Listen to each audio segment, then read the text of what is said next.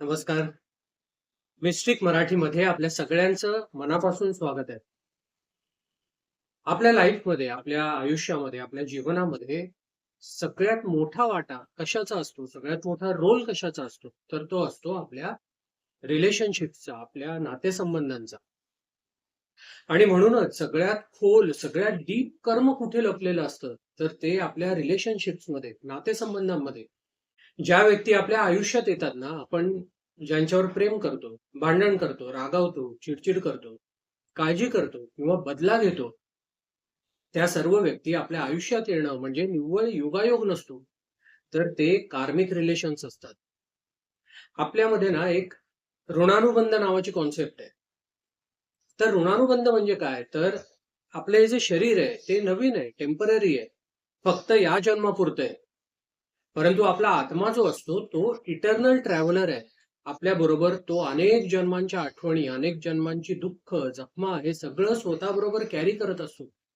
ज्या व्यक्तींशी मागच्या काही जन्मांमध्ये आपलं देणं घेणं शिल्लक असतं, त्या पुन्हा वेगळ्या वेगळ्या रूपात आपल्या आयुष्यात येत राहतात. आणि यालाच ऋणानुबंध असं म्हटलं जातं. तुम्ही जर कोणाला मदत केली असेल, तर पॉझिटिव्ह ऋणानुबंध असतात. आणि जर तुम्ही कोणाला त्रास दिला असेल, कोणाला फसवलं असेल, तर निगेटिव्ह ऋणानुबंध तयार होतात. जिथे अटॅचमेंट असते ना, तिथे मग इमोशनल ऋणानुबंध असतात. काही व्यक्ती बघा अशा आपल्या आयुष्यात येतात, ज्यांना बघितल्यावरच अगदी पहिल्याच भेटीत ते आपलेसे वाटतात. काही रिलेशन्स हे अगदी इंटेन्स वाटतात पहिल्याच भेटीत. आणि काही व्यक्तींपासून आपण कितीही दूर जाण्याचा प्रयत्न केला, तरी ते रिलेशन काही केल्या तुटतच नाही. पुन्हा पुन्हा त्या व्यक्ती आपल्या आयुष्यात येतच राहतात. थोडक्यात सांगायचं तर कार्मिक रिलेशनशिप्स म्हणजे काय असतं, तर दोन आत्म्यांची अपूर्ण राहिलेली ऊर्जा. काही लोक आपल्याला समजून घ्यायला येतात, आपलं दुःख हलकं करायला येतात. आणि काही लोक सतत आपल्याला डिवचत असतात, आपल्याला ट्रिगर करत असतात. आणि काही लोक जाता जाता अगदी खोलवर जखमा देऊन जातात. हे सगळे आपल्या कर्माचे धडे असतात, आपल्या आयुष्यात आलेले लेसन्स असतात. कार्मिक रिलेशनशिप जे असतात ना, ते अतिशय तीव्र असतात, इंटेन्स असतात. अतिशय तीव्र अट्रॅक्शन आणि तीव्र वेदना, खूप खोलवर जखमा देऊन जातात.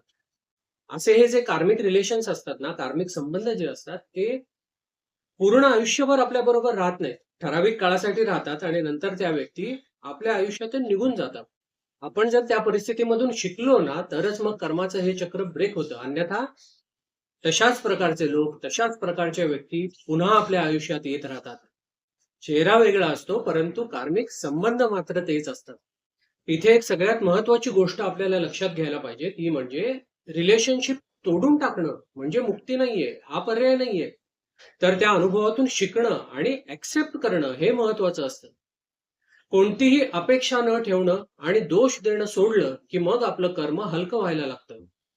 एखाद्या व्यक्तीने जर आपल्याला दुखावलं असेल, तर आपण त्या प्रसंगामधून काय शिकलो हे समजून घेणं महत्वाचं असतं आणि ते आपण ॲक्सेप्ट करणं महत्वाचं असतं.